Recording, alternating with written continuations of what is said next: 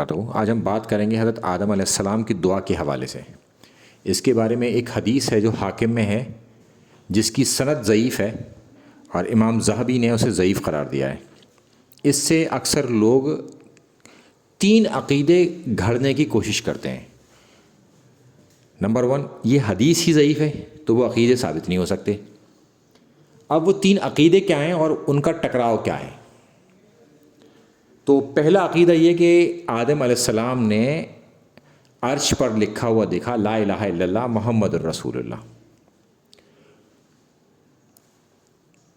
ایک کہ اللہ نے اپنے ساتھ کسی کا نام اگر اپنے ساتھ ملا رکھا ہے تو وہ یقیناً بڑی ہستی ہوگا۔ ہم بڑی ہستی تو مانتے ہیں، مگر اس کی حدیث جو ہے، یہ واقعہ جو ہے وہ ضعیف ہے۔ دوسرا کہ اللہ تعالیٰ فرماتا ہے کہ محمد الرسول اللہ صلی اللہ علیہ وسلم کے واسطے سے مانگو۔ اور تیسرا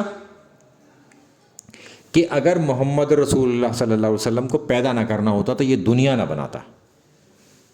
ٹھیک ہے، یعنی کہ آدم کو بھی نہ پیدا کرتا۔ تو یہ 3 عقیدے ہیں اور ایک ایک کر کے اب ہم ان عقیدوں کو رد کریں گے، وہ بھی قرآن سے اور بخاری سے۔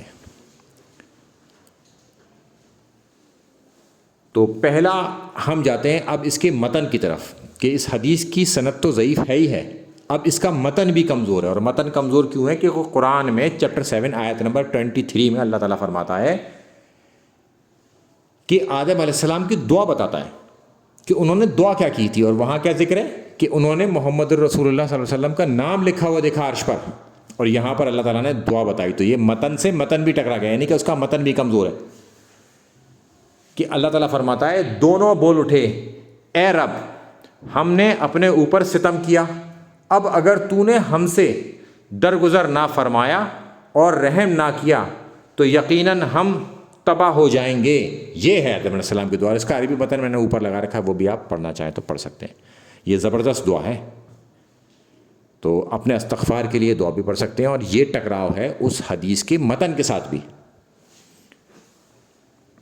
اب ہم چلتے ہیں اس کے آگے کہ اللہ تعالیٰ نے دنیا کیوں بنائی۔ وہاں پر متن کیا ہے کہ اگر محمد رسول اللہ صلی اللہ علیہ وسلم کو پیدا نہ کرنا ہوتا تو آدم تمہیں بھی پیدا نہ کرتا۔ یہاں پر اللہ تعالیٰ قرآن میں فرماتا ہے کہ چیپٹر 11 آیت نمبر 7 کہ اللہ تعالیٰ ہمیں آزمانے کے لیے اس نے ہمیں پیدا کیا ہے۔ اور یہ ہم ہیں کون؟ جن اور انس۔ جن اور انس کو اللہ تعالیٰ نے پیدا ہی اس لیے کیا ہے کہ وہ ہمیں آزما سکے۔ تو لہٰذا یہاں پر بھی اس حدیث سے ٹکراؤ ہو گیا۔ اب ہم دیکھیں گے بخاری کی ایک حدیث جس میں ہے ذکر کہ اس حدیث کے اندر جو کہ حاکم کی ہے کہ نبی کریم صلی اللہ علیہ وسلم کے واسطے سے مانگو، غائب میں مدد کے حوالے سے۔ تو کوئی ہو سکتا ہے یہ بھی آپ کو آرگومنٹ دے، تو یہ حدیث میں جو ہے اس کے ڈسکرپشن باکس میں لگا دوں گا۔ صحیح بخاری کی حدیث ہے جس کا نمبر غالباً 1010 ہے